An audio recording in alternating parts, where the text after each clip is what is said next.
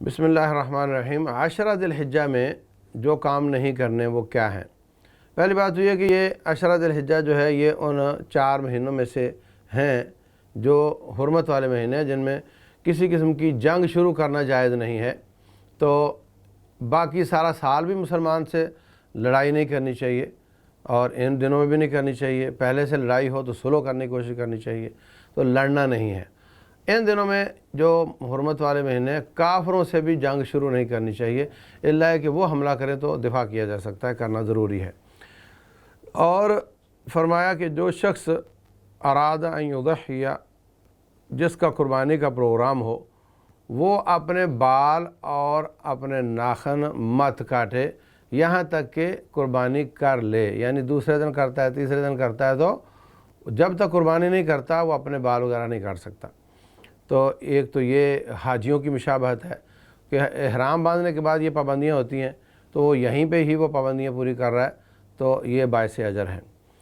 और एक बात ये समझो कि जो बालिग लोग हैं, मसलन मैं अपने बच्चों की तरफ से कुर्बानी करूँगा, बीवी की तरफ से करूँगा, तो उनमें जो बालिग हैं उनको भी ये एहतमाम करना चाहिए कि वो भी ना काटें, क्योंकि उनकी तरफ से भी तो कुर्बानी हो रही है ना।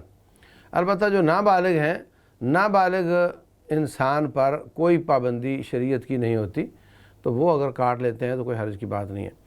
दूसरी बात यह है कि एक शख्स आया रसूलुल्लाह सल्लल्लाहु अलैहि वसल्लम के पास, वो मुस्नद अहमद में हदीस है हसन दर्जे की। वो कहता है, जी मुझे आप कुरान सिखाइए। आपने फरमाया ये पढ़ो ये पढ़ो, तो सूरह ज़िलज़ाल उसको सिखाई। उसके बाद फरमाया अल्लाह ताला ने मुझे हुक्म दिया है कि कुर्बानी करनी है ईद वाले दिन। तो कहने लगा, जी मेरे पास तो सिर्फ़ एक बच्चों के दूध के लिए बकरी है, अगर आप फरमाए तो मैं वो ज़िबा कर देता हूँ। तो फरमाया वो ज़िबा मत करो, लेकिन आप ये काम करो कि ईद वाले दिन मूँछें काट लेना, बगलों के बाल उखेड़ लेना, ज़ेरे नाफ बाल मूंड लेना और नाखन काट लेना, तो यही तेरी कुर्बानी होगी।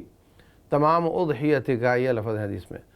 तो इससे ये बात समझ आती है कि वो इन 10 दिनों में अगरचे उसका कुर्बानी का इरादा नहीं, तो वो भी इन 10 दिनों में एहतियात करे और ईद वाले दिन ये काट ले तो उसको कुर्बानी का अजर मिलेगा। तो ये एहतियातें हैं जो इन 10 दिनों में करनी चाहिए। और इन दिनों में रोज़े रखने की कोशिश करें, तकबीरात ईद पढ़ें कसरत के साथ, और जो नेकी हो सकती करें, क्योंकि ये दिन बहुत बाबरकत हैं। इन दिनों का अमल सारे साल के अमाल में जो अल्लाह को ज़्यादा पसंदीदा दिन है वो ये हैं। वल्लाहु आलम।